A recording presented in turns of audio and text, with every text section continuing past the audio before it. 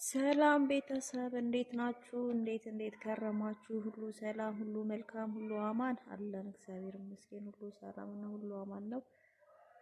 እንዴት ናችሁ? ቆያችሁኝ? ውድ ቤተሰቦቼ ሰብስክራይብ፣ ላይ ኮመንት አድርጉኝ፣ አበረታቱኝ እና ዛሬ በምን ሀሳብ መጣው መሰላችሁ? የሆነ ዞር ስለ ቅድም ቲክታክ ላይ የሆነ የተቀነጨበች ነገር አይቼ ወደ ዩቲዩብ ገባሁና ሳይ በጣም የሚገርም ነው ማለት በአሁን ሰዓት ላይ የሚገርም ነው ለማለት እንትን ነው። ይሄ የተለመደ ነገር ሆኗል። አሁን ላይ የተለመደ ነገር እያደረግነው ሂደናል እና ለዛ ነው የሁላችንም ህይወት የማያምረው።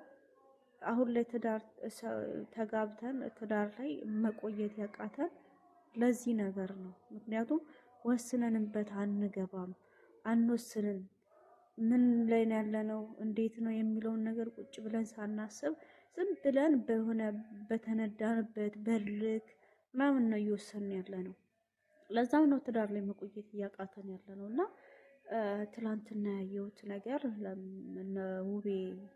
ውቤ አሁን ቤት ለቤት ቀለበት ሲያስር አይቼ አሚር ደግሞ እዛ ጋር ሄዶ ቀውጢ እንደዛ ብድ ብሎ ሲያብድ ሳየው በጣም ነው እኔ ማለት በጣም ነው ማለት እንደምናደድም ይሁን አላቅም፣ ብቻ ግን በጣም የሚያስጠላ ነገር ነው ያየሁትና እዚህ ጋር ቤቴ ላይ ጥፋት አለ፣ ሙቤ ላይም ጥፋት አለ ማለት ቤቴ ላይ ጥፋት አለ የምለው ይሄኛውን ህይወት ሳትቋጭ ወደ ሌላ ህይወት መሸጋገሩ ጥሩ ነው ብዬ አላስብም። እንግዲህ በቀደም ለታ ደግሞ አሚርን ጠርታ ስታወራው እንደሰማሁት እኔና አንተ አብረን መኖር አንችልም፣ እኔና አንተ አብረን መኖር ከኖርን እናቴ ትሞትብኛለች ስትል ሰማሁት። ኦኬ እናቷ የሆነ ነገር ብላ አስፈራርታት ከአሚር ጋር አብረው መቀጠላቸውን አልወደደችም የሚለው ነገር ሀሳብ አለኝና የእናቷ እሺ አልወደደችውም። አሚርን ማሳመን ከቻለች አሚር እናቷ አምና እንድትቀበል ማድረግ አለባት። ምክንያቱም ባልደግፈውም ይሄንን ነገር እምነቷን የቀየረችው ለአሚር ብላ ይመስለኛል። እምነቱን ወዳው ፈልገው አይደለም የቀየረችው። የአሚር እናት በምታደርገው ለምሳሌ አሚር እና እሷ የአሚር እናት ትክክል ናት። እዚህ ጋር እኔ የአሚር እናት ደጋፊ ነኝ። ምክንያቱም አሚር እና ቤቲ በሁለት አይነት እምነት ሆነን እንኖር ነበር እያሉ የነበሩት እና ይሄ ነገር እኔ ህይወት ውስጥ ነበረ ገጥሞኝም ነበርና ኖርማል ጭንቅላት አይሰራም።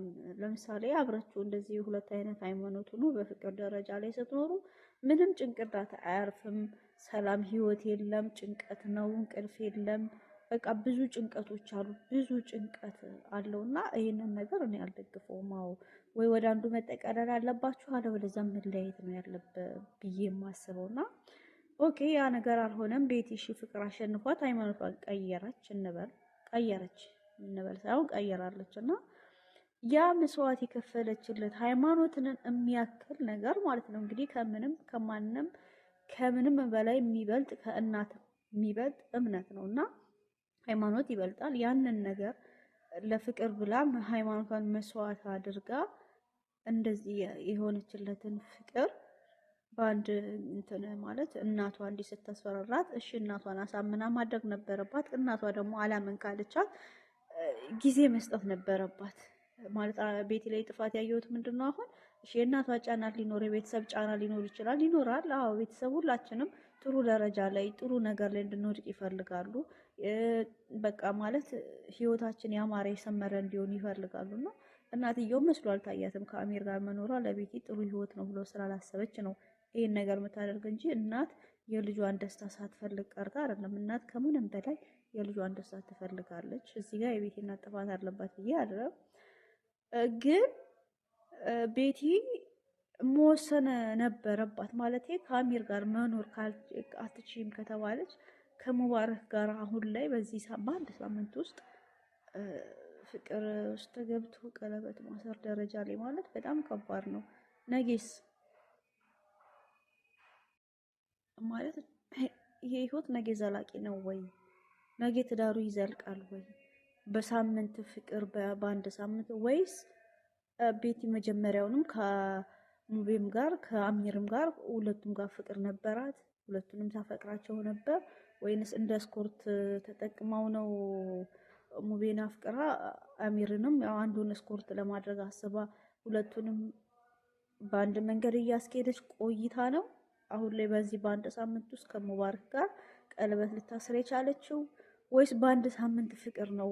በምን አይነት ልቧ ነው? እንዴትስ አምና ነው ልቧ ማለት ቀለበት ልታስር የቻለችው? ቀለበት ትልቅ ነገር ነው። ወደ ትዳር መንደርደሪያችን ቀለበት ነው እና ቀለበት ከታሰረ ቃል ኪዳን ነው እና ይሄ ነገር እንዴት ነው ሊሆን የሚችለው? ለምንድን ነውስ ማናስበው?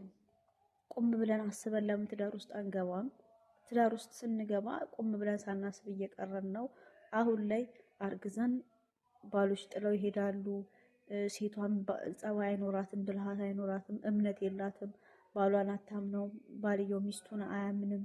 ጥርጣሬ ያድራል። ከዛ ጸብ ይጀመራል። ከዛ እየተባለ መጥፎ ነገር ውስጥ እየተገባ ያለው እና አሁንም የቤቲ ነገር ማለት ምን ጊዜ አፍቅረው ነው? ምን ጊዜ ተግባብተው ነው ከሙባረክ ጋራ ቀለበት ማሰር ደረጃ ላይ የደረሰችው? ለምንድን ነውስ ማንረጋጋው? ማለት ለምን በቃ ተረጋግተን ማሰብ አለብን። ሁለተኛ ደግሞ ሁለቱንም አፍቅራ ፍቅር ላይ ከነበረች ለምሳሌ አንዱን በአንድ ሆቴል አንዱን በአንድ ሆቴል የሚይዙ ፍቅረኛሞች እንዳሉ አውቃለሁ። ለምሳሌ አንዳንድ ሴቶች አሉ 3-4 ፍቅረኛ ይዙና አንዱ ሆቴል ነው የሚቀጥሩት። አንዱ ሆቴል አንዱ ሆቴል ይቀጥራሉ። ከዛ ልባቸው ይዋልላል።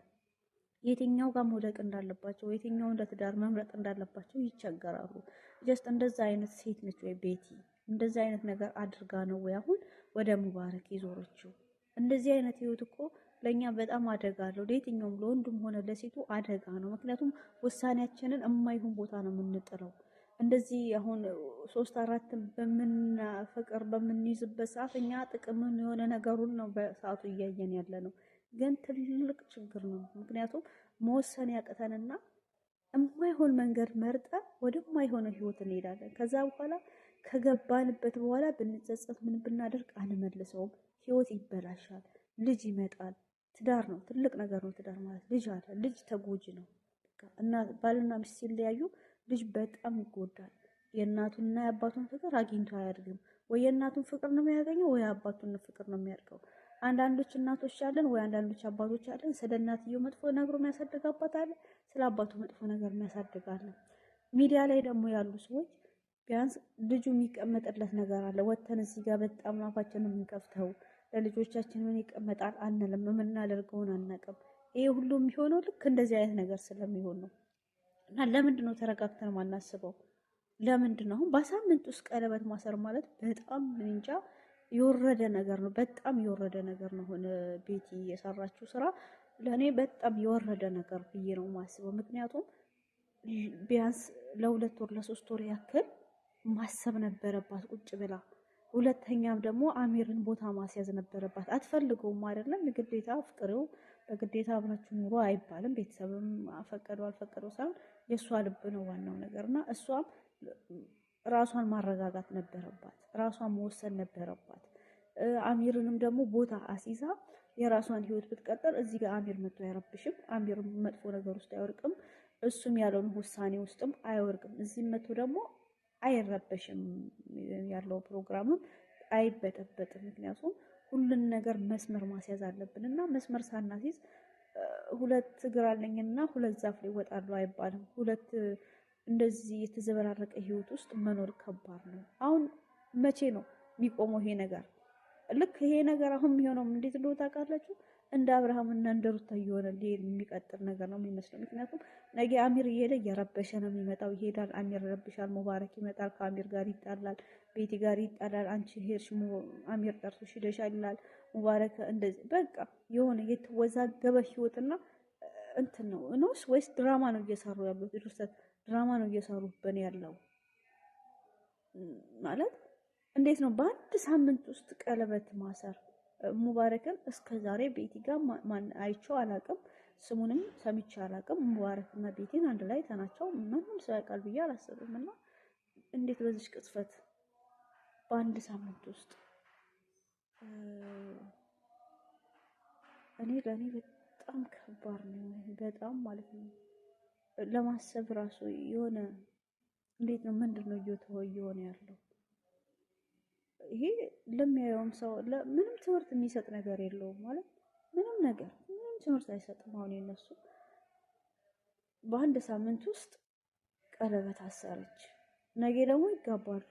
ከዛ ይፋቱና ደግሞ ይጣሉና ይመጣሉ እዚህ ሚዲያ ላይ። ከዛ እያመጡ የቤታቸውን ገበና እዚህ ላይ ይዘረግፉታል ማለት ነው። አንተ እንዲያድርገኝ፣ አንቺ እንደዚህ አድርገሽኝ፣ አንተ እንዲህ ብለሃል፣ አንቺ እንደዚህ ብለሻል። እልህ ይገባባሉ፣ በቀል ይባባላሉ። ከዛም በኋላ እንዲህ እየተባባሉ ሌላ ነገር ውስጥ ይገባል። ለምን ይሄ ለምንድነው ውሳኔያችንን ማና ራሳችንን ቁጭ ብለን አረጋግተን ማንወስነው? ለምንድን ነው እንደ እንትን ማንሆነው? እና ደግሞ አንዳንድ ልጆች አላችሁ በማያገባችሁ ገብታችሁ የምትዘባርቁ እንዲሁ በቃ እኔ አለው ምንድን ነው ያ ሀሰን የሚባለው ወጠጤ ዝም ብሎ ምናምን ንጥር የሚለው ምንም የሚያውቀው ታሪክ የለም። እነሱ አውርተው ይጨርሱት እና አሚር ላይ እዚህ ጋር አሁን አሚር ሂዶ እዛ ጋር ስለረበሸ ምንድን ነው ጥፋቱና ነው ተሸክሞት ሊወጣ የሚያስበው? አረጋግቶ አሚርን ማረጋጋትና ማስወጣት ካለባቸው ተረጋግቶ ማስወጣት እንጂ አትነካትም ምናምን። ሙባሪክ እንኳን እንደዛ አልሆነም። ሀሰን እንዴት ነው የሚያደርገው የነበረውና በጣም የሀሰን አክት ደግሞ በጣም ያናድር ነበር። በጣም ማለት ነው። ምክንያቱም እሱ ወንድ ልጅ ነው፣ መረዳት አለበት። 2 ዓመት ሙሉ ያፈቀራት ሴት በአንድ ሳምንት ውስጥ ቀለበት ልታስር ከሌላ ወንድ ጋር ሄደች ቢባል ምን አይነት ስሜት እንደሚሰማ መረዳት ነበረበት። ተሸክሞ አሚርን ጎትቶ ከማውጣት አሚርን አረጋግተው ማውጣት ነበረባቸው እንጂ እንደዚህ አይነት ድርጊት በፍጹም ማድረግ አልነበረባቸውም። እዛ ጋር እነ ሀሰን አጥፍተዋል በጣም ነው። በተለይ ሀሰን እና ደግሞ ያ ሙልጭልጭ አሳ ማለት ነው፣ የሆነ አቋም የሌለው ሽልጥልጥ የሚላለ ይሄ ኦሊያድ የሚሉት ምንም አቋም የለውም። እንደ እሱን ሲያፈቅረች ወይ የምታገባ ሴት ያልታደለች ነች። የምር ምንም አቋም የለውም ምንም ማለት ነው እንዴ።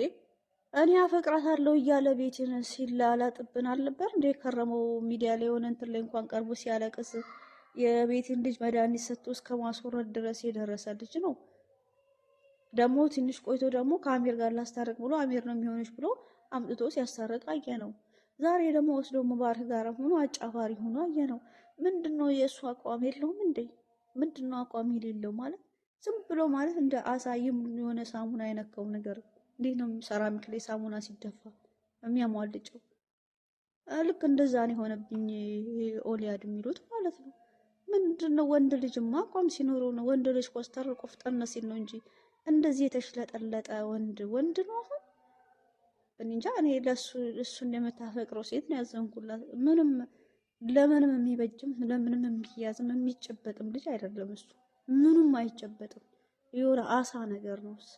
ሙጭልጭ ያለ አቋም የሌለው ሽልጥልጥ እና በጣም ነበር እኔ እንትን ተናድጄ የነበረውና እዛ ጋር አሚር በጣም ነው ያሳዘነኝ። በጣም ማለት ነው። ምክንያቱም አፍቅሮ መከዳት በጣም ነው የሚያናድደው እና በጣም ተጎጂም ነው። ቢያንስ አረጋግታው ቢሆን ኖሮ ምንም አልነበረም እና ከትላንት ወዲያ ነው ተገናኝተው ከአሚር ጋር ሲያወሩ የነበረው እና ከትላንት ወዲያ አውርተው ዛሬ በሶስተኛው ቀን ቀለበት ስታስር ሲያይ ምን አይነት ስሜት ነው የሚሰማው? ማለት እኔ ብሆን ተብሎ እሱ አሁን አሚር ጫማ ውስጥ የቆመ ሰው ብቻ ነው ይሄን የሚያውቀውና ምን አይነት ስሜት ነው የሚሰማው? መጣላት ይሻላል ታውቃላችሁ ከመከዳት። ሌላ ወንድ ጋር አሁን ለምሳሌ ፍቅረኛችሁ ሄዶ ሌላ ሰው ሲይዝና ዝም ብሎ በሆነ ነገር ስትጣሉ ልዩነት አለው ማለት በቃ የሆነ የበታችነት ስሜት ይሰማል። እንዴት እኔ በምን አንሼ እኔ እንዴት አነስኩ የሚል ያ ነገር ስሜት አለ እና አሚር በጣም ነው ያሳዘነኝ። ማለት ያለበት እንትን በጣም ከባድ ነው። ብትጣላ ይሻል ነበር። ተጣልታ በቃ ማለት መለያየት ከነበረባቸው በቃ አልፈልግም አንተ እንዲያደርግሃል ብላ መለያየት ነበረባት። በቃ ሻው ቺት አድርጎብኛል ስትል የሰማሁት እና አብርሃም ሲጠይቋት ቺት አድርጎብኛል አለ። ያቺ ልጅ መሰለች ቺት አደረገብኝ የምትለው ባለው አረጋዝኩ ምናምን ብላ የምትመጣ አንድ ልጅ አለች። እውነት ይሁን ውሸት አላውቅም ብቻ እሺ እሷን ልጅም ከሆነች ደግሞ በቃ አንተ በእንደዚህ አይነት እንዲያደርግህብኛል ብላ ምክንያት እንደውም ጥሩ ምክንያት ነበራትና በዛ ተለይታው ጨረሳ ከሱ ጋራ ከአሚር ጋራ ወደዚህኛው ህይወት ተጉዛ ይሄኛውን ደግሞ ሙባረክን ምንድነው ሙባረክ ማን ነው ሙባረክ ብላ ወይ የሰፈሯ ልጅ ሊሆን ይችላል፣ የአንድ አካባቢ ሰው ሊሆኑ ይችላሉ። ኦኬ ያ ሌላ ነው። በፍቅር ደረጃና በመተዋወቅ አንድ አይደለም። ፍቅሩ ስትገቡ ሌላ ነገር አለ። መተዋወቅ ጓደኛና ፍቅረኛ ራሱ ይለያያል። አንድ ልብ አሁን ብዙ የወንድ ጓደኞች አሉን እና እነዛ ጓደኞችና ፍቅረኛችን አንድ አይነት አይደለም። ቦታም ያላቸው ስሜቱም ያላቸው መረዳት ላይም ሆነ ጸቡ ላይም ሆነ ምን ላይም አይገናኙ። ምክንያቱም ፍቅረኛ ሲባል ውስጡን ጠለቅ ብሎ ማንነቱን ማወቅ አለ። ማን ነው እሱ ይሆናል አይሆንም የሚለውን ነገር ማሰብ አለብን እንጂ ወይ ስለምናውቀው ብቻ በሳምንት ውስጥ ያዛ ልጅ ጋር ቀለበት ማሰር በጣም ከባድ ነው። ቀለበት ማለት በቃ የትዳር መንደርደሪያችን ነው። ነገ ደግሞ ከወር በኋላ ወይ ከ15 ምናምን በኋላ ደግሞ ይጋባሉ። ከዛሳ በ15 ቀናቸው ደግሞ ናፍታኝ የሚል ወረቀት ይዘው ይመጣሉ። ፍታኝ ፍችኝ የሚል የፍቺ ወረቀት ይዘው ደግሞ ይመጣሉ። አሁን እነዛ ነው የሚሆነው። እንደዚህ አይነት ትዳር አይዘልቅም እንዴ። ቤተሰብ እኮ መርጦ ሲያገባልን ድሮ አብረው እናት አባቶቻችን እኮ የነበሩት ምንም አይነት ይሄ እንደዚህ አይነት ይሄ ውጭ ላይ ፍቅር ምናምን ስለማናውቅ ነው፣ ስለማያውቁ እነሱ የዛን ጊዜ አባትም እናትም የመረጠውን አግብተው ይኖራሉ። አሁን ላይ እኛ ግን እንደዛ ብናደርግ እንወደዋለን? አንወደውም፣ አናደርገው። ምክንያቱም ሌላ አለና ፍቅረኛ አይተናላ፣ ከዛ ጋር መዝለል ለምደናላ። እዚህ ጋር ያለው ሌላ ነው። ያን ሰው ማወቅ አለብን።